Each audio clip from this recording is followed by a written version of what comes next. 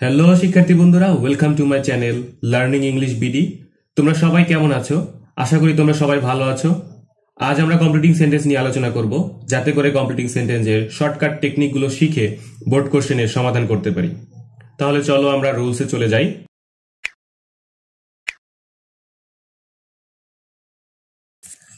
আমাদের রুলসটি হচ্ছে এরকম: no sooner had dot dot then, hardly had dot dot when, scarcely had dot dot when.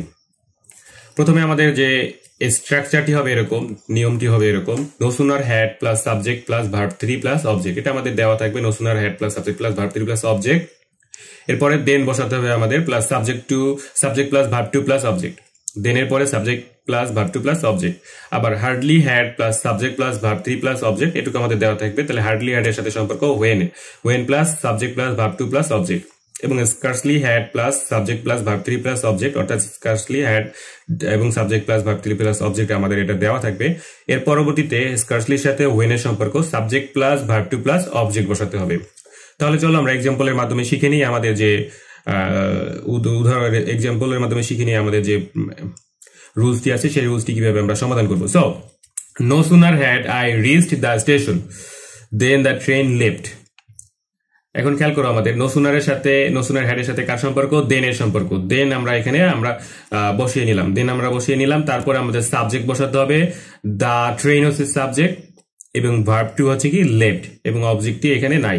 Okay, number 2 তে দেখো হার্ডলির পরিবর্তে হার্ডলির সাথে কি আছে? সাবজেক্ট হচ্ছে দ্য টিচার্স এবং এন্টার্ড, ভার্ব 3 দ্য ক্লাসরুম হচ্ছে অবজেক্ট। এবং পরবর্তীতে কে আছে? আমাদের হোয়েন বসাতে হবে। হোয়েন বসানোর পরে দ্য স্টুডেন্ট হচ্ছে কি আমাদের সাবজেক্ট, এবং পরবর্তীতে ভার্ব 2 বসাতে হবে। কেপ্ট হচ্ছে ভার্ব 2 এবং কোয়াইট হচ্ছে অবজেক্ট হিসেবে, kept quiet. Okay, scarcely had plus subject plus verb 3 plus object, এবং এর সাথে কি বসবে? When plus subject plus verb 2 plus object from বসাতে হবে। So scarcely had we started, তারপরে কি বসবে? আমাদের হোয়েন বসবে। হোয়েন আমরা বসিয়ে দিলাম। এরপরে সাবজেক্ট হচ্ছে ইট এবং ভার্ব 2 হচ্ছে বিগিন থেকে বিগান হয়েছে, began to rain. Okay, next number রুলসে চলে যাব আমরা। নেক্সট নাম্বার রুলস হচ্ছে কি অ্যাজ সুন অ্যাজ, যেই মাত্র বা যখনই। অ্যাজ সুন অ্যাজ এর বাংলা হচ্ছে কি যেই মাত্র বা যখনই। So as soon as plus subject plus verb 2 plus object, এবং সাথে কি বসবে? একটা কমা বসবে। এবং পরবর্তী সেন্টেন্সে subject plus verb 2 plus object হবে, অর্থাৎ খালি ঘরটি আমরা ড্যাশপয়েন্টটি পূরণ করার জন্য subject plus verb 2 plus object বসাতে হবে।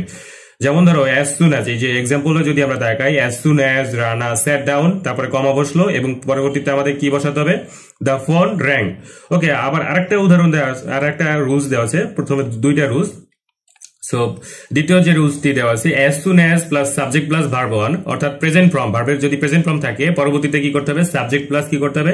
ফিউচার টেন্স বসাতে হবে। প্রথমটা যদি প্রেজেন্ট টেন্সে থাকে, পরবর্তীতে আমাদের কি করতে হবে? ফিউচার টেন্সে আমাদের পরিবর্তন করতে হবে। কিন্তু প্রথমটা যদি পাস্ট টেন্স থাকে, অ্যাজ সুন অ্যাজ এর প্রথম অংশ যদি পাস্ট টেন্স থাকে, পরবর্তী অংশ কি করতে হবে? আমাদের পাস্ট টেন্স করতে হবে। সো নো চেঞ্জ, অর্থাৎ পরবর্তী টেন্সটাও সেই একই টেন্সে করতে হবে। কিন্তু প্রথম টেন্স যদি প্রেজেন্ট টেন্সে থাকে, প্রথম যে অংশটুকু যদি প্রেজেন্ট টেন্সে থাকে, পরবর্তী অংশটুকু আমাদের ফিউচার টেন্সে পরিবর্তন করে নিতে হবে। সো দেখো, as soon as Rana sat down, ওই স্যাট কথাটা হচ্ছে পাস্ট টেন্স, এবং এখানে হচ্ছে র্যাং হয়েছে, তার কারণে পরেরটাও কি হচ্ছে? ভার্ব 2 হয়েছে।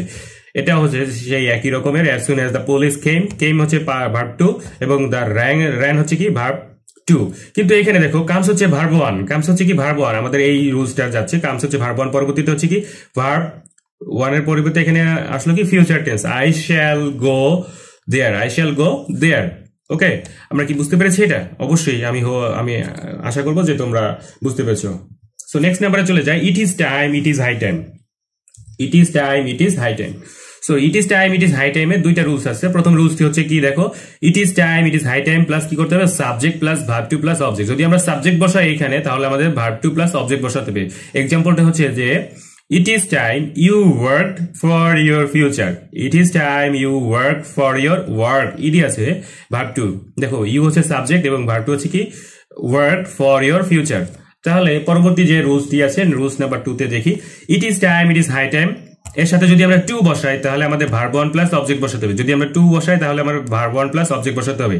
So it is high time, আমরা 2 বসালাম, তারপরে আমাদের কি করতে হবে? work for your future। তাহলে এটা কি হলো? আমাদের ভার্ব 1 হলো, ওয়ার্ক হলো কি? আমাদের ভার্ব 1। 2 থাকলে ভার্ব 1 বসাতে হবে। যদি আমরা সাবজেক্ট বসাই, যেমন ধরো যে ইউ হচ্ছে সাবজেক্ট, যার কারণে আমাদের এখানে ভার্ব 2 বসছে, ওয়ার্ক না হয়ে ওয়ার্ক ইডি আছে, যার কারণে এটা verb two. So next number রুলসে চলে যাব আমরা।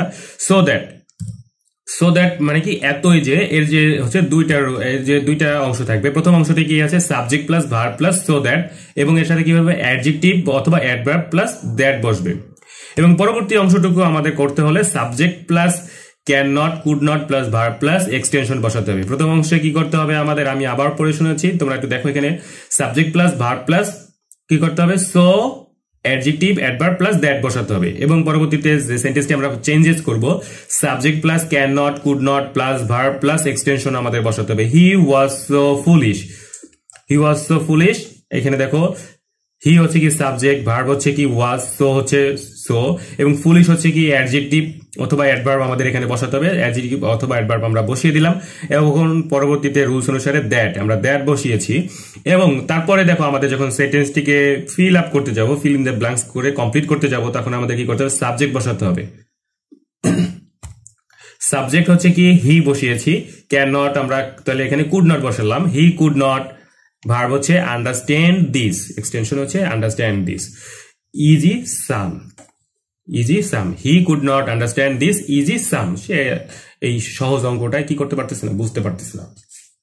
ওকে, নেক্সট নাম্বারে যে উদাহরণটি আছে দেখো, the weather was so cold that I could not go to school. So I could not আমরা এখানে কি বসালাম, could not go to school.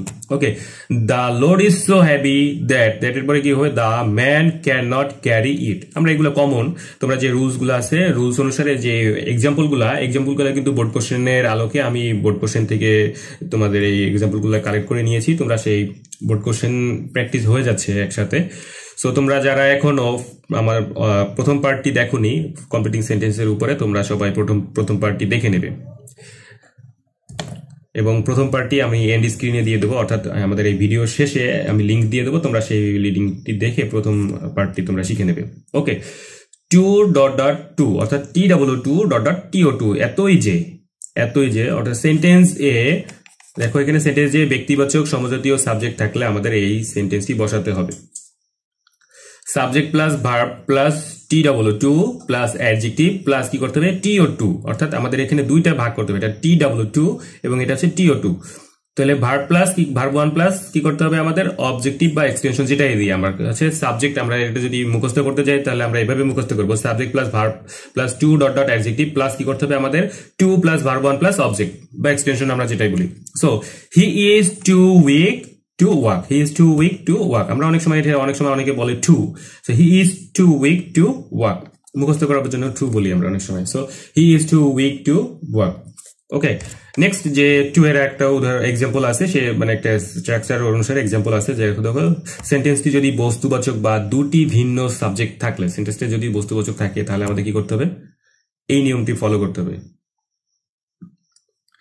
স্ট্রাকচারটি দেখো আমাদের বলছে subject plus verb plus 2 plus adjective, এবং সাথে কি করতে হবে, ফর প্লাস ব্যক্তিবাচক সাবজেক্টের অবজেক্ট ফর্ম বসাতে হবে। ব্যক্তিবাচক ফরের সাথে কি বসাতে হবে, ব্যক্তিবাচক সাবজেক্টের অবজেক্ট ফর্ম বসাতে হবে। আমরা এখানে সাবজেক্ট ফর্ম বসাতে পারবো না, তাহলে আমাদের কি বসাতে হবে, অবজেক্ট ফর্ম বসাতে হবে। তার সাথে কি বসাতে হবে, 2 প্লাস ভার্ব 1 প্লাস এক্সটেনশন বসাতে হবে। দেখুন আমরা এক্সাম্পল করলে আরো ভেরি ক্লিয়ার হয়ে যাব, বেশি ক্লিয়ার হয়ে যাব। The sum is too hard, দেখো এখানে আমাদের the sum is too hard, আমাদের অ্যাডজেক্টিভ ফর্মটা আমরা এখানে বসিয়ে দিলাম। তারপরে দেখো ফর প্লাস ব্যক্তিবাচক সাবজেক্ট, অর্থাৎ এই যে সাম ইজ টু হার্ড, অর্থাৎ এই অঙ্কটা আমার জন্য খুবই কঠিন। কার জন্য, আই এর অবজেক্টিভ ফর্ম হচ্ছে মি, দেখো এখানে objective form me to solve it. Okay, for me to solve it. আমাদের স্ট্রাকচারের সাথে আমাদের মিলিয়ে এটা করে নিতে হবে, বাসায় বসে প্র্যাকটিস করতে হবে, লট অফ প্র্যাকটিস। আর কথা আছে না, practice make a man perfect. So practice করো, তাহলে শিখতে পারবে ভালো করে। ওকে, নেক্সটে চলে যাই, লিস্ট। এটা তোমাদের পার্ট 1-এও দেওয়া আছে, তোমরা পার্ট 1 থেকে দেখে নেবে। সো লিস্ট মানে কি, পাছে হয় যে লিস্ট হচ্ছে কি subject plus should might, list হচ্ছে কি subject plus should might plus verb 1 বসাতে হবে। লিস্টের পরে কি করতে হবে, subject plus should might plus verb 1 বসিয়ে আমাদের এটা কমপ্লিট করতে হবে। সো ওয়ার্ক ফাস্ট, লিস্ট পাছে ভয় হয়েছে, তাড়াতাড়ি হাঁটো, পাছে ভয় হয়েছে। You should miss the train, এবং মিস দ্য ট্রেন আমরা যেন কি করতে না পারি, ট্রেন মিস না করি। So I studied hard lest I should fail, I studied hard lest I should fail. Okay, number 3 হচ্ছে কি take your umbrella lest you should ডিয়ারেন্স drains in the rain. Okay, take your umbrella, lest you should drains in the rain. তাহলে দেখো এখানে you should drains in the rain, should অথবা might আমরা বসাবো এবং verb 1 বসাবো। ওকে, পরবর্তীতে যাই আমরা as if as though, এর বাংলা হচ্ছে যেন। as if as though এর বাংলা হচ্ছে কি যেন। তো রুলস হচ্ছে এরকম, as if as though এর প্রথমে যদি প্রেজেন্ট ইনডেফিনিট থাকে পরে হবে কি পাস্ট ইনডেফিনিট, প্রথমে যদি পাস্ট ইনডেফিনিট থাকে পরে হবে কি পাস্ট পারফেক্ট।